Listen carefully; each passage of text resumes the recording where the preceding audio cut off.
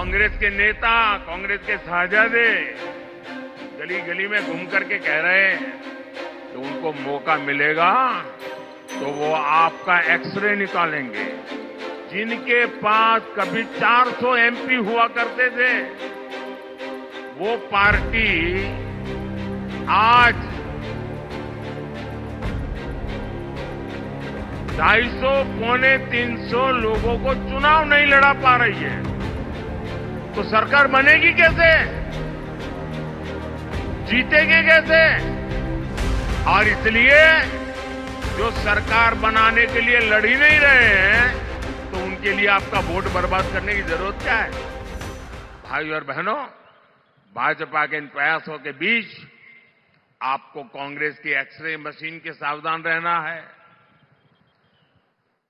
कांग्रेस के नेता, कांग्रेस के साझादे गली गली में घूम करके कह रहे हैं कि उनको मौका मिलेगा तो वो आपका एक्सरे निकालेंगे। आपके लॉकर में क्या पड़ा है, आपके बैंक में क्या खाते में पड़ा है, आपके घर में कितना सोना पड़ा है, कितने पैसे पड़े हैं, ये सारा उसका हिसाब किताब लगाएंगे और फिर कहते हैं वो हम बांट देंगे, ज्यादा जो है ले लेकर के बांट देंगे।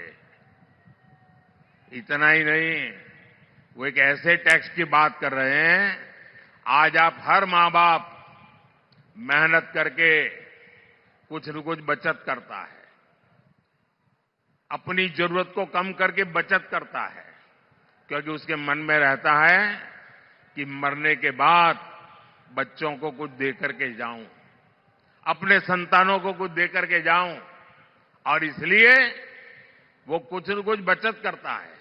अब ये कहते हैं जो बचत करते हैं आप, उस पर सिर्फ आपके संतानों का हक नहीं होगा, उस पर सरकार का भी हक होगा, और जो भी आपने बचाया है बच्चों के लिए, वो बच्चों को जाने से पहले आधा से ज्यादा सरकार ले लेगी। अगर आपके पास 10 एकड़ की जमीन है, अब आपको 10 एकड़ की जमीन बच्चे को नहीं दे पाएंगे, 5 एकड़ सरकार ले लेगी। आपने गांव में घर है, शहर में घर बनाया है, तो घर गया समझ लीजिए। अब मुझे बताइए, आपको ऐसी सरकार चाहिए क्या जो आपकी मेहनत का पैसा लूट ले? ऐसी सरकार चाहिए क्या? आपकी संपत्ति छीनने का उनका इरादा, ये खतरनाक इरादा है, ये मार्क्सवादियों का विचार है, इन नक्सलवादियों का विचार है, और इसलिए ऐसे लोगों से एक भी आदमी जीत करके दिल्ली नहीं जाना चाहिए। इन सब से आपको कांग्रेस से सतर्क रहने की जरूरत है, और उनके सारे साथी भी ऐसे ही है। साथियों, आज अयोध्या में 500 साल के बाद भव्य राम मंदिर बना। राम मंदिर बनने से हर कोई खुश है।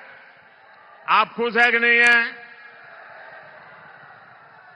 अब मुझे बताइए भाई, ये अंग्रेजों के जाने के बाद, देश आजाद होने के बाद पहले ही दिन राम मंदिर का काम शुरू होना चाहिए था कि नहीं होना चाहिए था? इतने साल क्यों लटका रहा? क्योंकि उनकी वोट बैंक की राजनीति थी, उनके वोट बैंक की चिंता थी, आपकी आस्था की चिंता नहीं थी, आपकी भावना की चिंता नहीं थी, आपकी श्रद्धा की चिंता नहीं थी। कांग्रेस के पास मौका था, लेकिन कांग्रेस इस पवित्र काम में सिर्फ रुकावटें पैदा की। जिसकी राम में आस्था होगी वो ऐसे काम कभी नहीं कर सकता। कांग्रेस की राम में ना आस्था है और ही उसके पास ऐसा एहसास है, और उनके सारे चेले चपाटे भी यही है।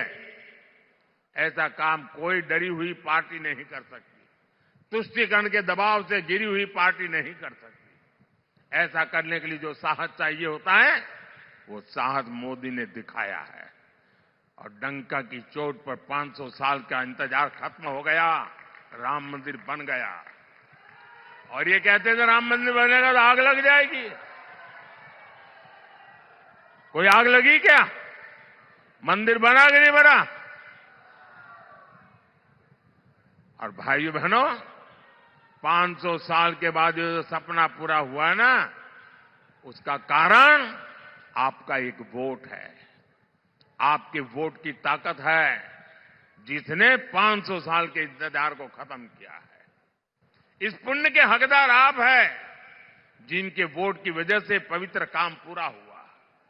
भाइयों और बहनों, आपका वोट मजबूत भारत के लिए, एक मजबूत सरकार बनाने के लिए पड़ना चाहिए।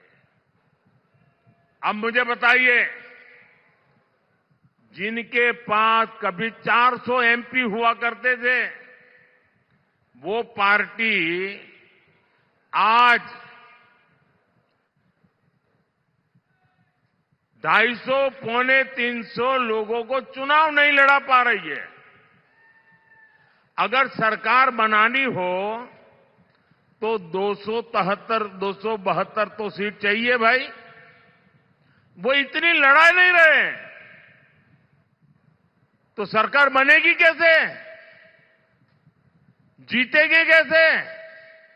और इसलिए जो सरकार बनाने के लिए लड़ ही नहीं रहे हैं, तो उनके लिए आपका वोट बर्बाद करने की जरूरत क्या है?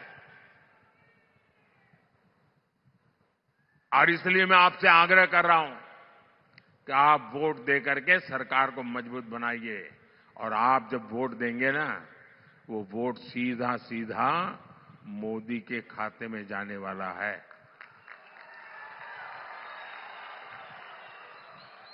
7 मई को गर्मी कितनी ही क्यों न हो, पहले मतदान फिर जलपान। मतदान किए बिना जलपान नहीं करेंगे, ये हमें संकल्प करना है। 7 मई को मेरे साथी रंजीत नायक निंबालकर जी को आप जो वोट डालेंगे, वो मोदी की शक्ति बढ़ाएगा। माड़ा के लोगों से मेरा एक आग्रह और है, आप इनको तो जिताइए, लेकिन मेरा एक और काम करिए। यहां से जाने के बाद गांव में, मोहल्ले में, परिवार में सबको बताना कि अपने मोदी जी आए थे और मोदी जी ने आपको नमस्कार भेजा है, प्रणाम भेजा है। मेरा प्रणाम पहुंचा देंगे, सभी को मेरा प्रणाम पहुंचा देंगे। मेरे साथ बोलिए, भारत माता की, भारत माता की, भारत माता की। बहुत बहुत धन्यवाद।